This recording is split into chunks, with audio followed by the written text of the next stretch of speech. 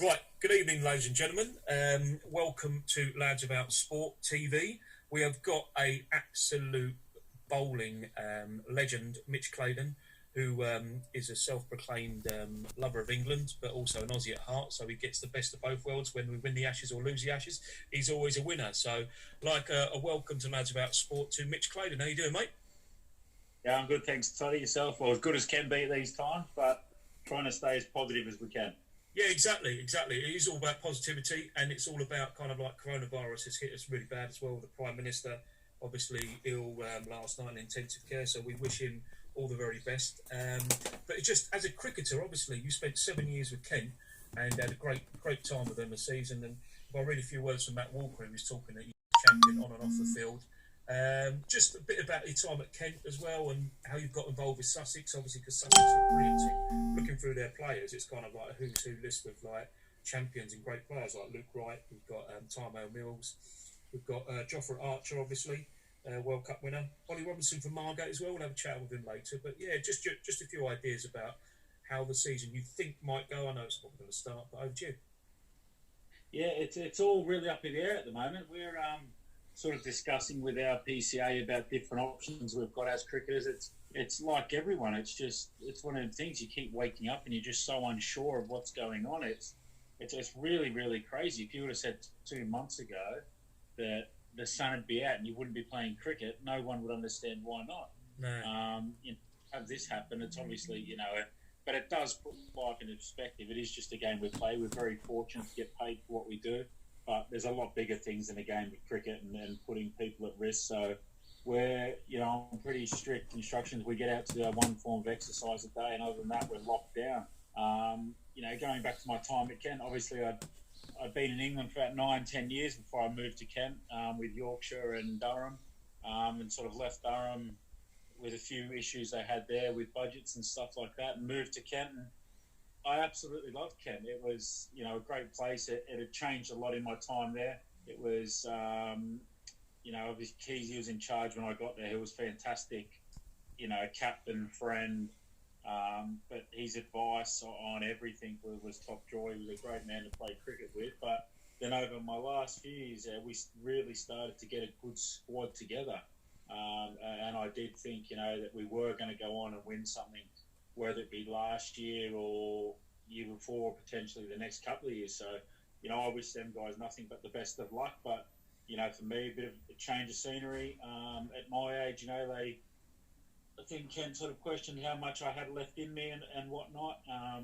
But that's given me drive to keep going. And Jason Gillespie, I randomly run into him in Cardiff, and he sort of said that they're after a senior bowler, just to help their stocks. And one thing led to another, and within 48 hours, I pretty much signed for Sussex, which is something I'm excited about. I'm excited about their squad, the club. They've been absolutely fantastic. I couldn't praise them enough.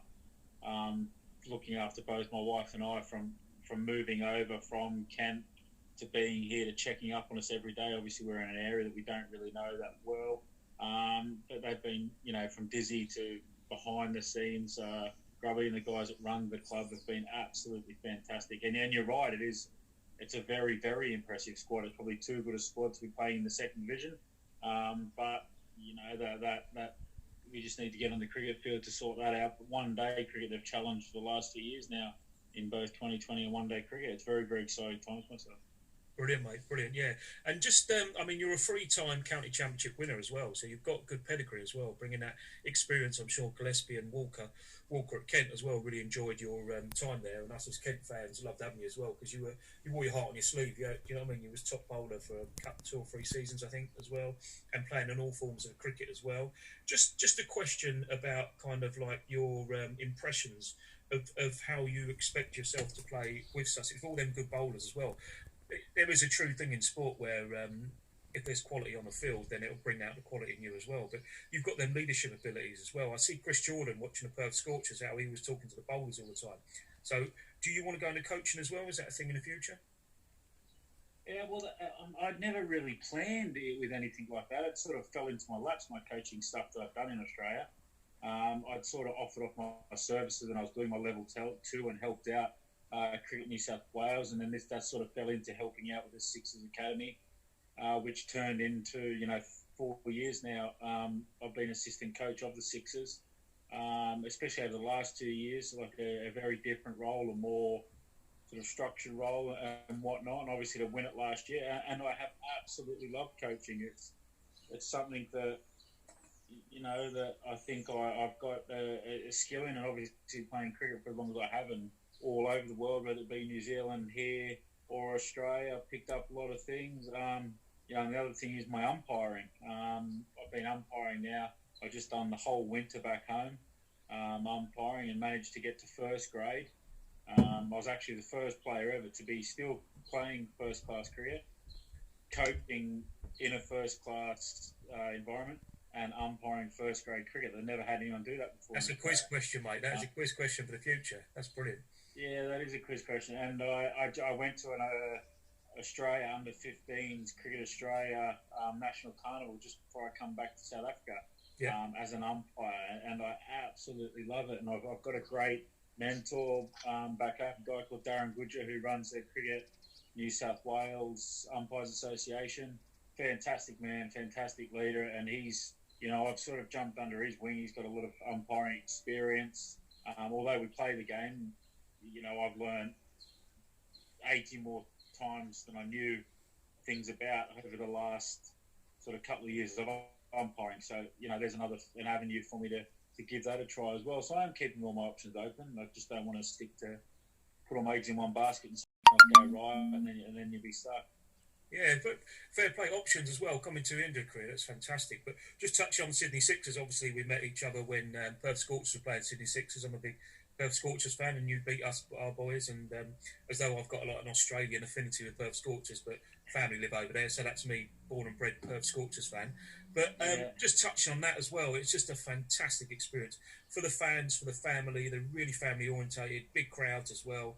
I mean, that new stadium in Perth is sensational. We spoke about it the other day, like 60,000, maybe even bigger, but it was just brilliant from start to finish, other than the Perth Scorchers losing. But yeah, Sydney Sixers, I mean, you won that tournament as well, and it's a tough tournament, isn't it? To travel all around different parts of Australia, you're travelling, I mean, you were flying Christmas Day and then playing Boxing Day, so that's a real big pressure, but it obviously paid off because you won it in the end. Just a bit about your Sydney Sixers experience.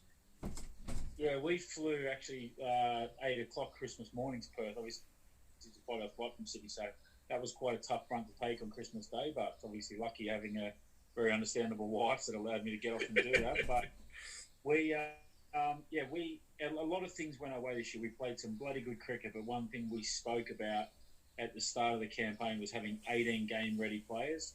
And obviously it's very hard at the start of a campaign when you pick your 12 and 6 or 7 guys miss out and you go travelling around Australia and they don't get to travel with you, and it's very hard. But, throughout the whole campaign, the one thing I would say about our squad was that, we were at one stage there, we were leaving out guys like Stephen O'Keefe. Yeah. He's the number one bowler for years. Yeah. And we were playing Benny Manenti and young Lloyd Pope instead of him. But we actually were matching up with the sides we were playing against. We were going in with what we thought was the best side to win that game of cricket that day, and we're in a very good position come the back end of the tournament. And you get to the back end of the tournament, you bring in the likes of Hazelwood, Stephen Smith and Nathan Lyon. It didn't really feel like we were going to lose at any stage, no matter what happened. Getting them 3 absolute quality international players but great blokes back helped us out massively. Yeah, but also as well, we had Curran, the English bowler as well. He's loved, I think, isn't he? He's loved by the Aussies because he's kind of combative midfielder. He's a good batsman as well. I mean, he tore us apart. I think they were 6 down and he just came in and got 40 runs, like, within about 12 balls. Don't quote me, that's not the score. Like 46, he was a big turn in that game. He got 46 off 21 balls. He turned the game and then got 2 wickets in his first over, I think it was, which really swung for us. But it must have been an amazing experience as well for you because you won things everywhere. You won things everywhere you go. But to win the Big Bash, that's a pinnacle in T20 cricket around the world, and lots of players are playing there. Do you know what I mean? Chris Jordan for England as well, and lots of England players want to play there.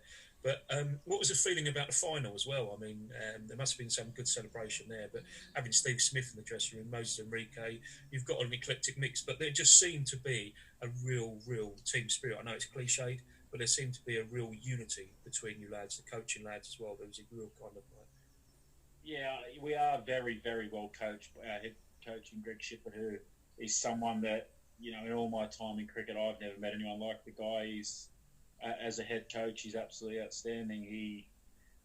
The way he conducts, you know, not just his team meetings, but the way he speaks to players, you can just see that people really want to play cricket for him.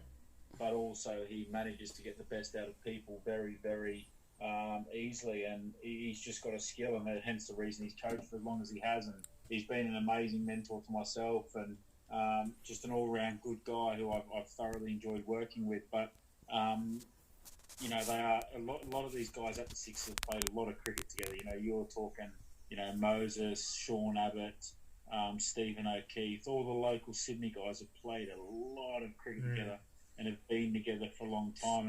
And then the guys we get in from overseas, whether it be Curran or Vincey, who's outstanding again, and then the interstate guys in Jordan Silk, who actually is a Sydney guy from Penrith, and then you've got Lloyd Pope, who's from South Australia, and Josh Philippi, obviously from Western Australia, who was an absolute revelation last year, just been named our player of the tournament. You know, and to the other coaches, whether it be Andre Adams, who he's the bowling coach, he's absolutely fantastic. Dre, obviously, who English people know very well. With an outstanding cricket, he's an outstanding coach as well. And there's myself and Gav Twining who do the bits of everything. It's just a fantastic organisation to be a part of. Brilliant. Yeah, it sounds like you've got